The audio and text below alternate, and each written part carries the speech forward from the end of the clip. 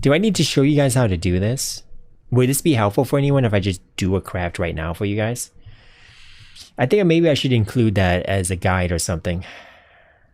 Okay. Let's do it then, guys. Let's do a crafting sesh. Let's do the crafting sesh right now for you guys. Alright, so what we're going to do first, what do we do first? We go to Advanced tab. We go to the Weapon Wand. Well, I'm going to look for a base item here. So we're going to look for a Wraith Wand. 25% is the highest, but we need at least level 85.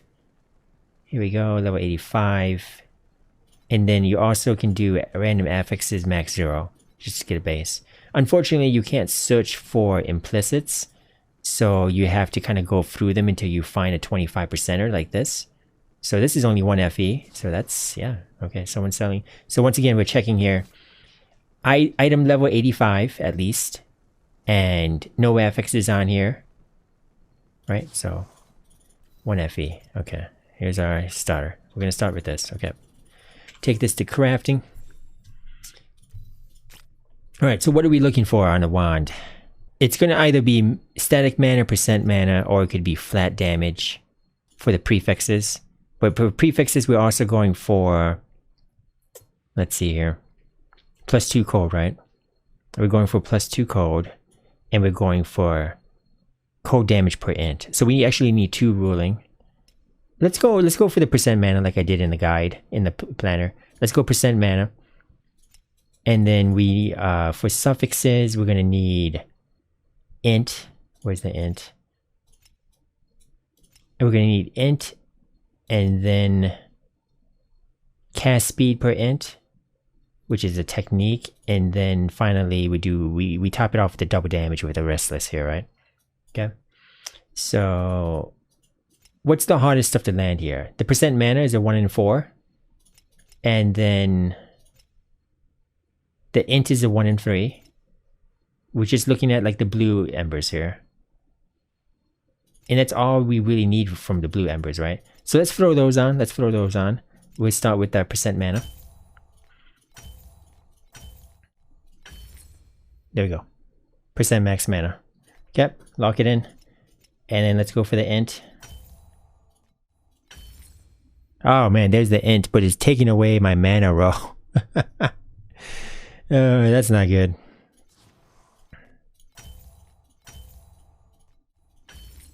Oh, that prompt, man. So don't abandon the results. That prompt is a lifesaver here. So mana, int, tier 1. Let's go. All right. So now we need those are the only 2 affixes that are actually like blue embers, right? Which means we have to start doing fillers. We're gonna do the +2 cold, but we need to get to 4 affixes in order to be able to use ruling embers. Same with the cast speed per int, right? So these 2 need to be thrown on there, but I need to get to 4 affixes first in order to be even able to do it. And then we also need the code damage per int. So let's work with let's do fillers on the prefixes here first. So we basically just throw in 2 of these, right? We're gonna throw in 2 of these. Not replacing anything, just, it doesn't have to be, this is just 20% minion damage, okay? So let's put that on there. And then let's put on 1 more. We have to have 4 affixes. Here's another one, okay. So these are placeholders. We have 4 affixes now we can use ruling.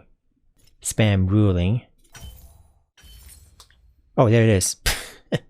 Okay, so I didn't have to lock this one and we just got a tier 1. So tier 1 cold damage per int, that's exactly what we need. There we go, easy peasy. Let's go ruling ember again. Now we're trying to get this second slot here. We're trying to get the cold skill. So I can put this one in. I don't think this one will lock in because it's lightning skill, but we can put it in there, I guess. Maybe, I doubt it actually matters. I don't think it's going to give us a higher chance of cold landing there. But if we got like the cold +1, if we got like +1 cold or something, a lower tier, we could just leave it there. There's cold, right? So cold is here, I'm going to lock it in. Because if cold appears again, and we get a tier 1 cold roll, it's going to land in this spot, the exact spot that we want it to be in. right? So let's lock in the code skill level right there and just keep going until we get tier 2 code, or +2 to code. There it is. There it is. Okay. So that wasn't too bad, actually. I don't think I think we're on good track here. I don't think we are like deep in the hole with this. So, okay. So we got 4 affixes that we want. We had the 2 placeholders and we replaced both the placeholders. Okay. Now, what do we got to do with the 2 suffixes? The 2 suffixes, we got to throw in the technique ember here for cast speed per int. And then we're going to top it off eventually with this sleepless double damage mod, right? So let's do this one first. Technique ember. And we're not going to accept it. We're not going to accept this until we actually get what we want with this. There it is. There it is. Okay, so now we're kind of in a predicament here because it's choosing to remove the max mana, right? But the thing is that going back to put in the max mana is probably cheaper than trying to continue rolling technique embers, right? So we probably do accept this craft. We accept this one because we go back and do the mana for cheaper once we have this. So let's confirm that one and then just go back to trying to put in that % mana. There it is. Oh my god, dude. Once again replacing. So what's easier between these two? Is it easier to get the max mana or the int? The int is a 1 in 3, right? So int is easier. Okay. Mana is harder. Okay, so let's grab the mana. And then go back and do int. Go back and do the int again here. Oh, dude, they keep doing this to me. Let's go back. Do we just go back to max mana from here?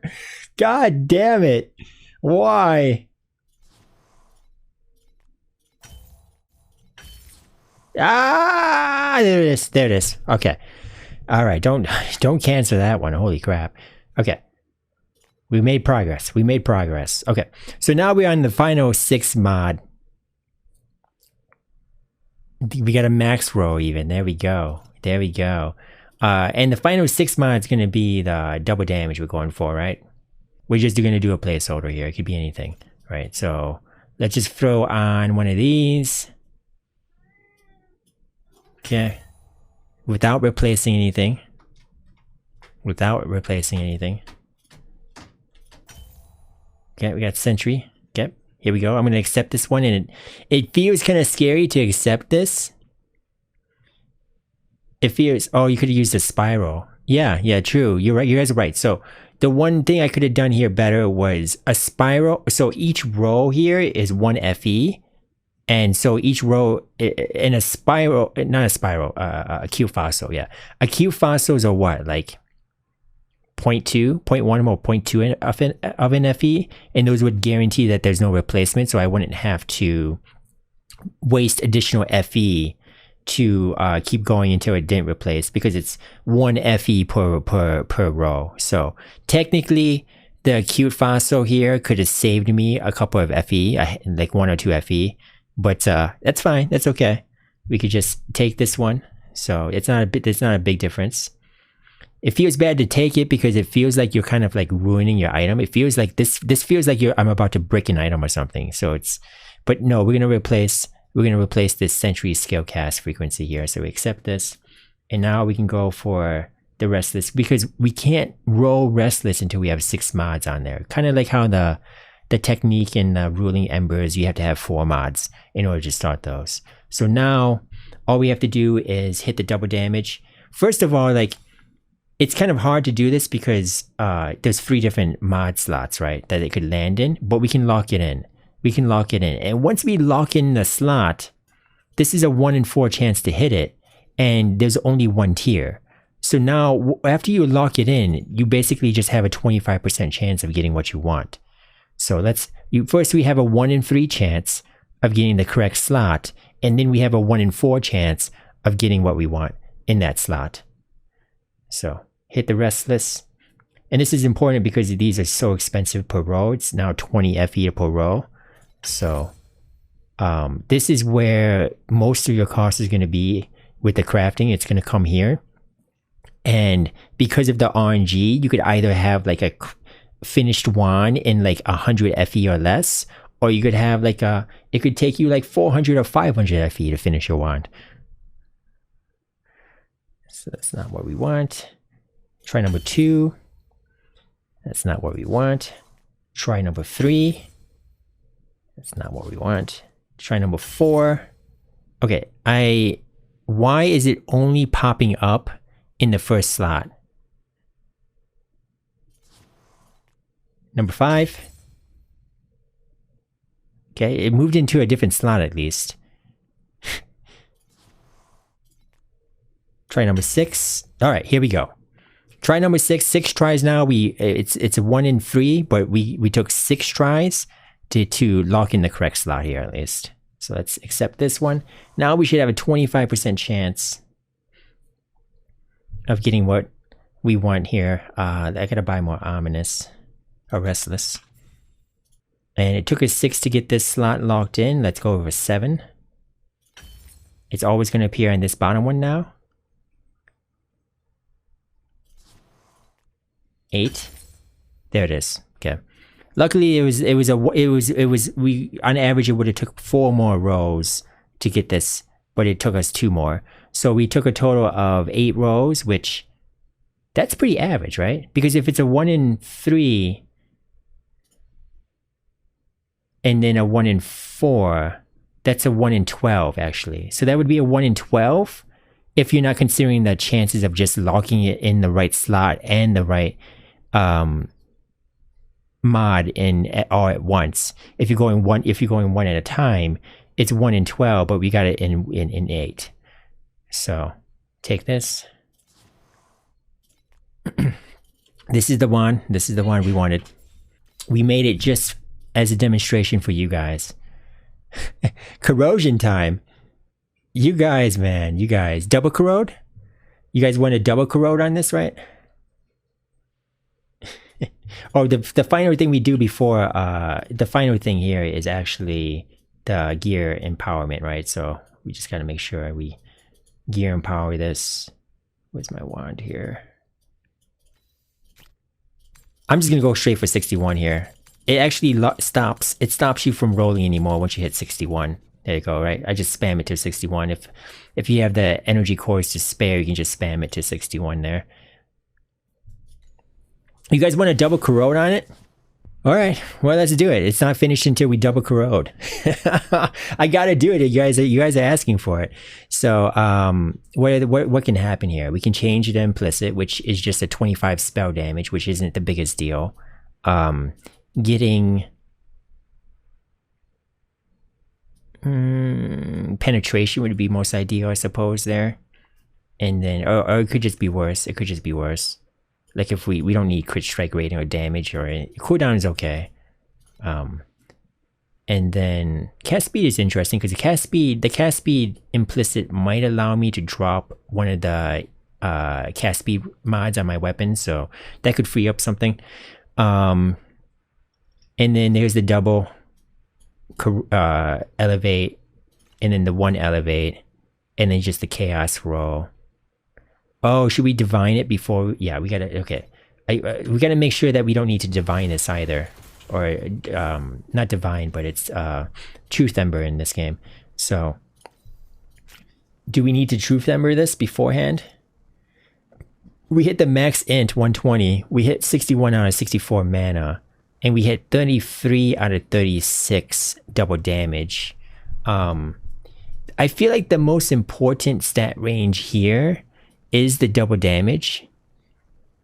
I mean, 3 less double damage isn't too bad considering how high the max mana is and how high the int is. Yeah, let's keep it. It's pretty good, guys. You guys happy with that? If you guys are happy with that, let's send it. Double corrosion, guys. This is for you guys. This is for chat. Cheers, everyone. Wish me luck.